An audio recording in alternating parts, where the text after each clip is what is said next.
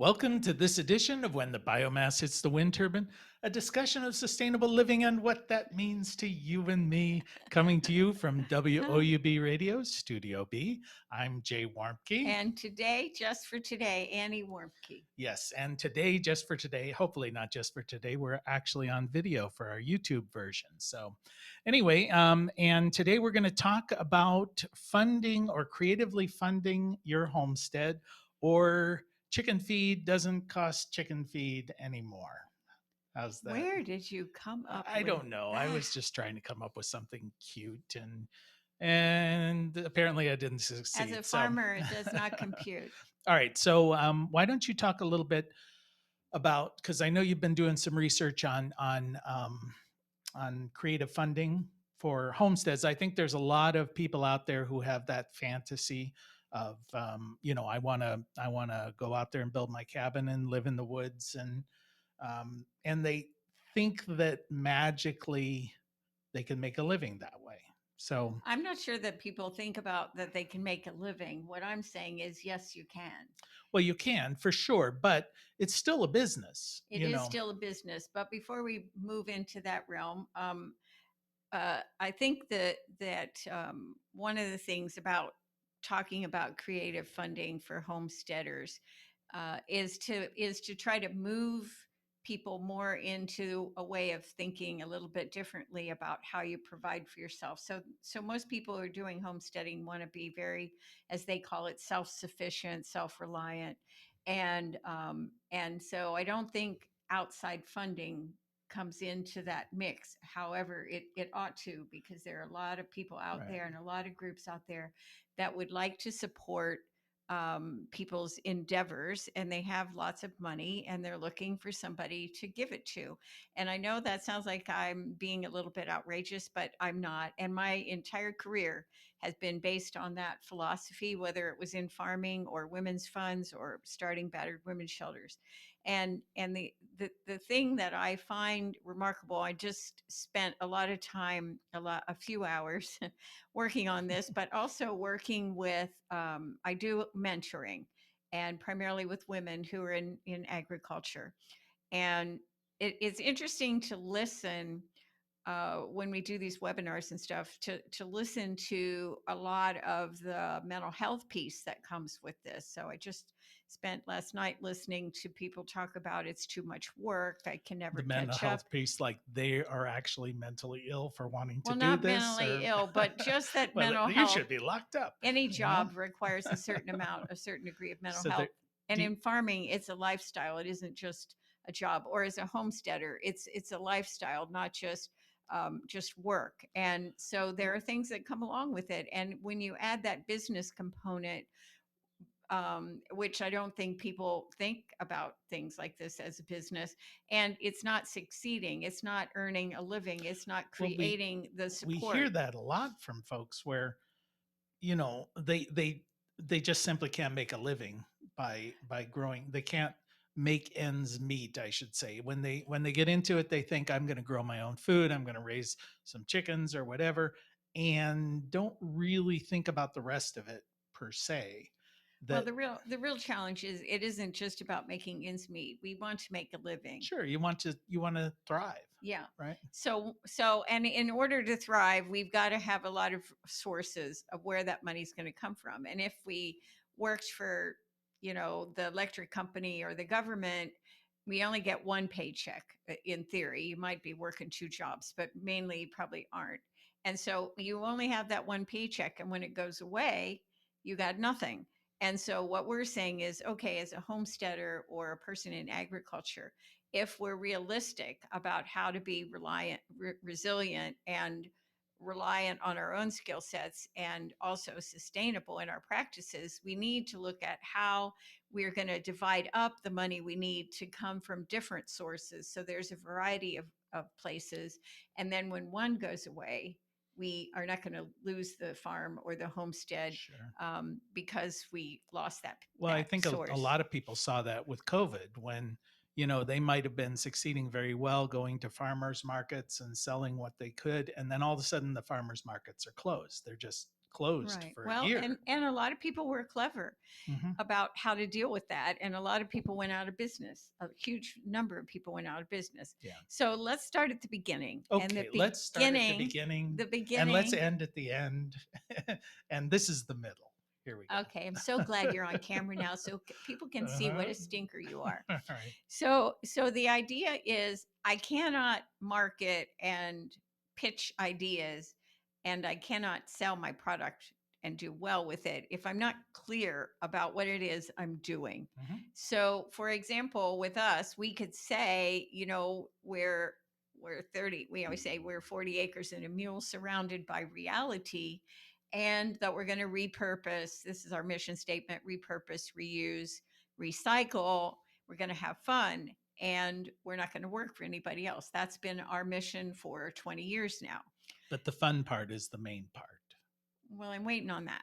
So anyway, Oh, yeah, dagger, dagger to the heart. because the work of living on a farm or a homestead is insatiable. Yeah, yeah. It's absolutely insatiable. And if you don't have the chutzpah and the endurance and the consistency to keep up with it, it doesn't matter how much money you have, you're probably not going to do well with it. Anyway, so we have to have a clear idea, and we need to have our story.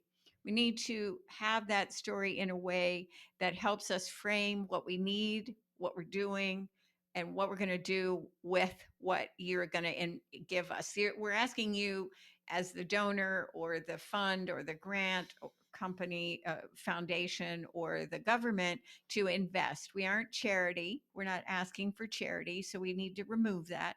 You know, the plumber doesn't the plumber doesn't apologize for, you know, giving you the bill, and they expect you to pay it. And so we're just saying, look, we're worthy of an investment, and here's our story and why it's valuable. So, and then the next piece is to know that you're not going to be eligible for everything you're going to look at. And you're not going to be accepted even if you are eligible Well, necessarily. it's a world of competition. Hmm. So that's where the story comes in. Also, connections. Maybe you know somebody who knows somebody that is involved in one of these groups, like a private foundation or a public nonprofit.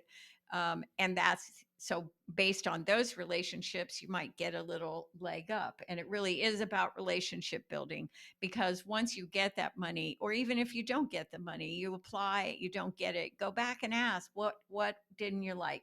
What was the challenge with this application? And next time you'll know, hey, I'm going to fix that. And I've already started a relationship with this person who maybe is one of the people who makes the decisions.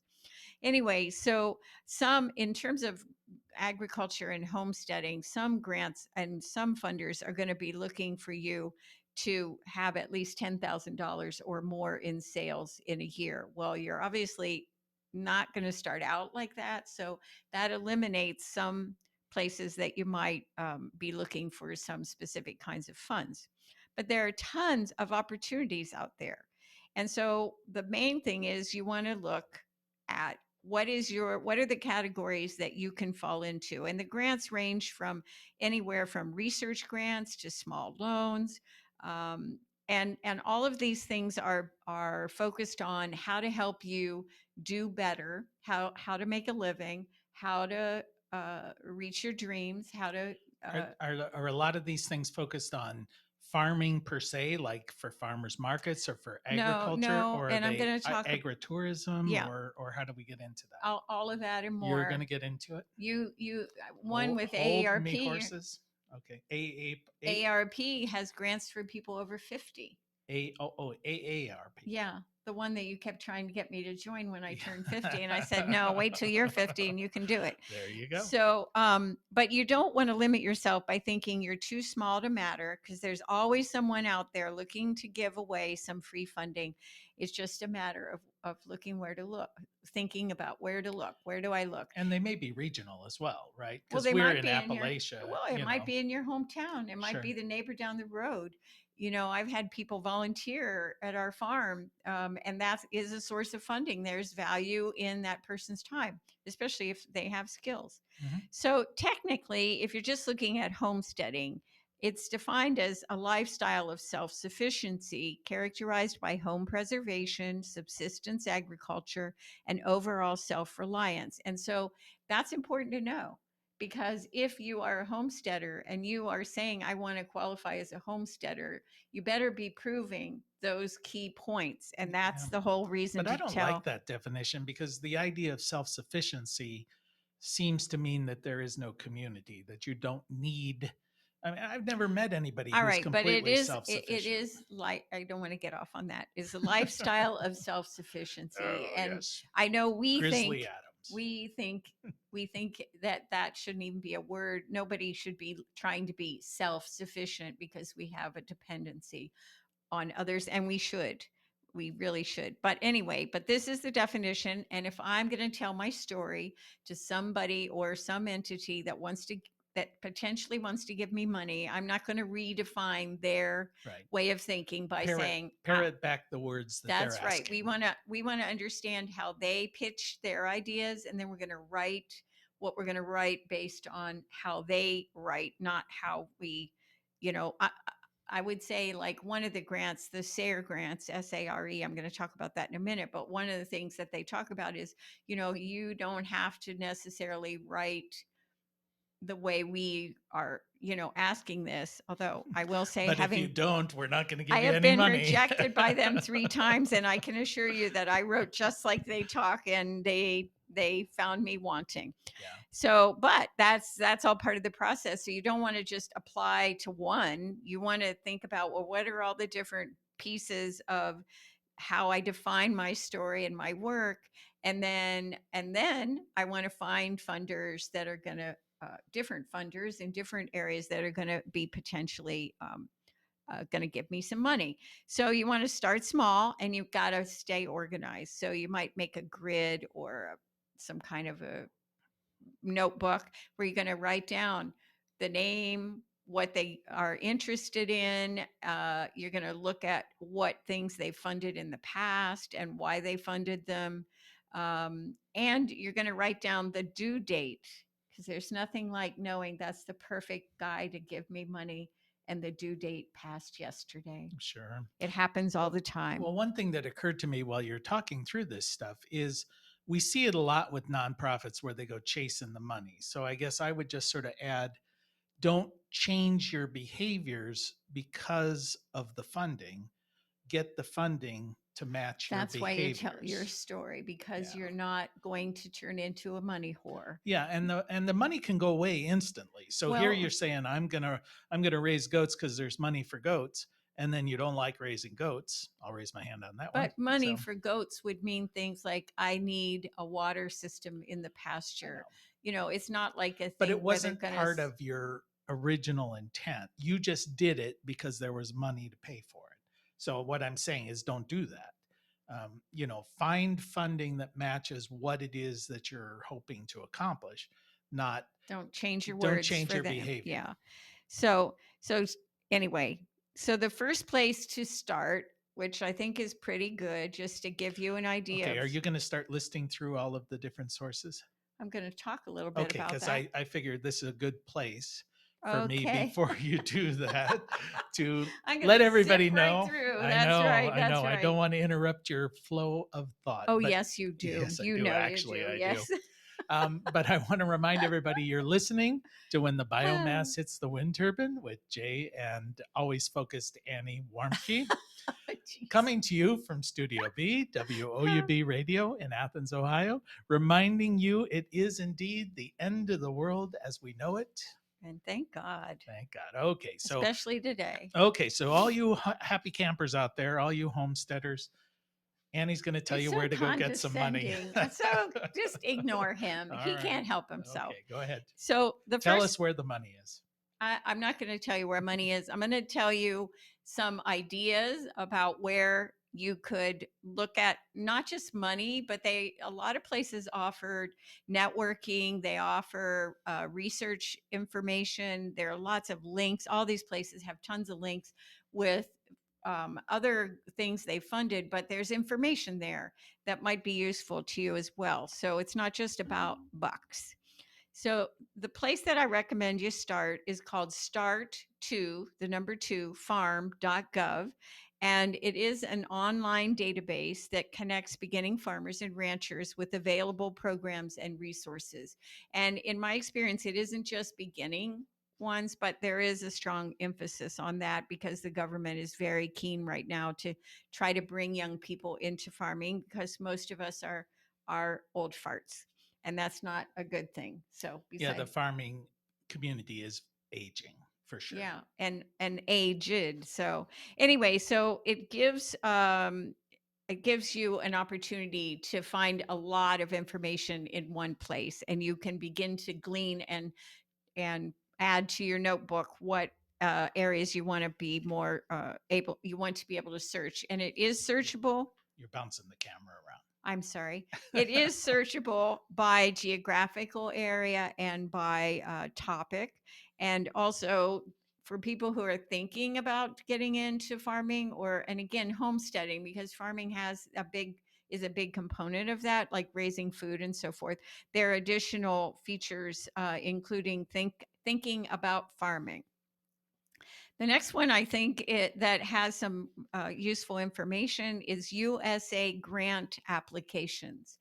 And most of what I'm talking about here at the beginning is just really places you begin your search. So you find where you're going to search next. So they've designed a format that helps you to locate and apply for funds, and you can actually access the applications, some of the applications on their site. The next one is a big boy. It's the U.S. Department of Agriculture grant I've heard of them. piece called SARE, SARE. And they have grants and they also have scholarships. And you can go online to SARE grants and you'll find a lot of information about a variety of things that they provide. And the SARE stands for North Central Region Sustainable Agriculture Research and Education. They do provide limited funds to support conferences and educational events. So if I was having a conference, particularly if it was on the national scale, I might be able to get $1,000 or $2,000 to maybe underwrite some scholarships or underwrite For people to a, come to your attendance. events. Yes, Hmm. that doesn't go very far, but it could be helpful. And they have a funding cycle, so they have several times a year that you can apply for that money. They also have grants that are for farmers and ranchers, and those are mainly about sustainable farming and gardening practices. So it could be urban, it could be rural, and they provide monetary aid to reach educational goals. So if you wanted to, like, for instance, I just got rejected for my grant where I wanted to do some research in comparing a new beginning food forest garden with an urban beginning food forest garden.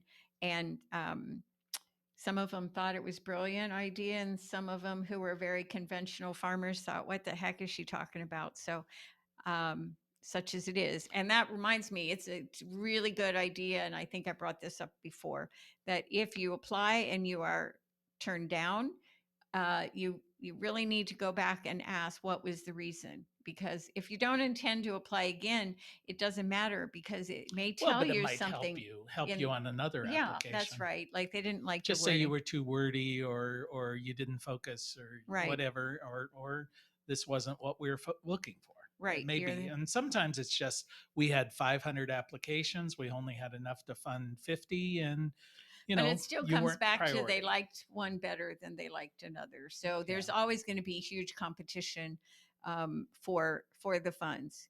Anyway, so the next one is called Risk Management Education Grants, Farm Grants for Women. And there are specific grants out there for what especially the government calls underserved, and so that's veterans, that's different minorities, and that's women, and people who have disabilities. So that gives them a little bit of an edge. And then sometimes they're very specific. This is only for veterans, or this is only for women. So this management education grant is around risk management, and so it's there to help pay a portion of direct operating costs associated with different kinds of farming. And it says it helps empower women to succeed financially despite inequity in earning potential compared to their male counterparts. And they are offering to give guidance and support to women to improve their farms and challenge patriarchal standards for financial success. So you go in and you look and see what are they specifically looking for. So they are looking for proposals related to climate change, so climate adaptation, that's a big one that everybody's going to be addressing. Wildfire response, local foods, and urban agriculture. Those are the stronger pitches that they would be looking for. That doesn't mean they might not fund something else. Sure. So then the USDA has a socially disadvantaged group grants, and that kind of speaks for itself. So you get that I kind of assume that's not just for shy people. It's for people who are that is so I'm not even disadvantaged in social I situations, am right? not going Okay. to respond to that Hmm. because that's just All right. too crazy. But so I've got an example in Pennsylvania, the in 2021, the Keystone, I lost it. The Keystone, I won't be telling That's you what about it. I happens can't when you find have it. eight It's not there. pages. All All right. right. That's what happened. Uh-huh. Anyway, SARE is a resource. And I will tell you that even if you don't want to try to find money from them, try not to touch the Hmm. table. I'm short and I can't help All it. right. Uh, if you don't want to apply for money from them, they have an immense library of all of these programs that they have funded that are research, and they will show you. It is a hard thing to search, I think, but there's a lot of wealth of information there on how to do a variety of things associated with homesteading. The next one is called Local Food Promotion Program, LFPP. And this is really to promote local and regional food business enterprises that engage in indirect producer to consumer marketing. So, Sort of like doing a farmer's market kind of thing. no, that would be direct. So it Oh, would be, so if I supplying local yeah, so businesses. if I did that, and or maybe there's an aggregator. So maybe you're Yeah. pulling together a bunch of different farms, and then you go and you sell. Or like a friend of ours who produces bison meat but Right, sells it through other stores. right. And she might sell to food trucks and things like that. Uh-huh. So it says that the grants can be used for planning stages of establishing or expanding a local or regional food business. And so that's a really good startup, but it also may mean you're already in the business, but you want to get out there and expand what you're Yeah, that's a doing. good point because a lot of these grants are really startup grants, right? I mean, not Some of everybody them, says, okay, you've got a track record and this is what you're going to be doing. right. Some of them may be saying, hey, this is something I want to do. And they're looking at it sort of like seed money to get you started. Well, or to improve what you already have. So, like Yeah. with the government, the Natural Resource Conservation Service, which is an arm of the U.S. Department of Agriculture, everything that they do is to help the farmer, or it could be a homesteader, although you would be required to be filing a Scheduled F on your federal taxes in order to qualify for these services. But they're there to help you improve what you're already doing. So they might help you expand water to pasture with frost free spigots, or they might help you with a cistern so you can collect water off of buildings and don't run out of water, or develop a spring, Or or have fencing. fencing. Fencing. And then they have a lot of other programs as well around conservation. So once you have some of those initial grants for the fencing and the water and all that, then they want you to keep up with it and take care of it. So they give you money based on the procedures that you're doing on your land. Also, you might be a homesteader that has a lot of forest land, and a lot meaning an acre or more. So you could get a forest management plan done by a forester that would help you learn how to develop that forest versus clear cutting or just having a logger come in and take out the best trees. That's just not good use of that farm of that forest land. Or maybe you want to develop a food forest. So it's a great program, and it's called NRCS, Natural Resource Conservation Service, and they have been super great. The service provider warned me when we first started. She said, "All right, Annie, you're known for breaking the rules." I'm like, "Who said that?"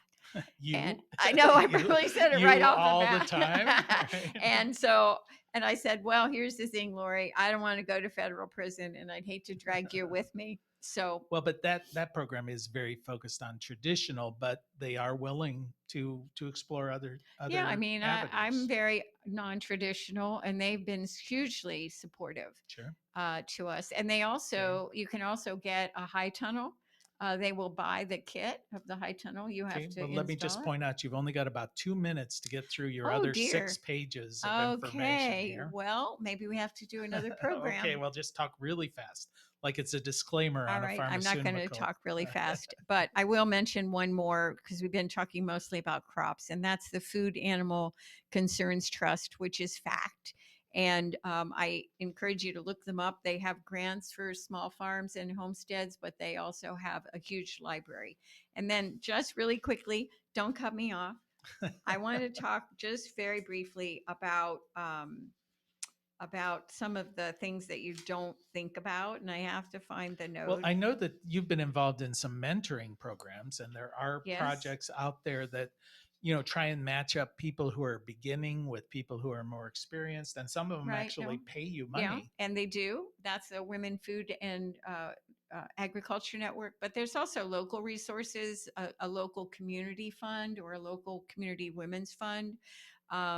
There's the private investors, so partnerships with educational institutions. We've gotten a lot of money during COVID from the programs through Voinovich Sure. Leadership Well, Center. that's one thing to point out is you're not necessarily does it have to be focused on farming. It can be just No, small that's right. business in That's general. right. And so the thing I'll say is that you have to be good at marketing.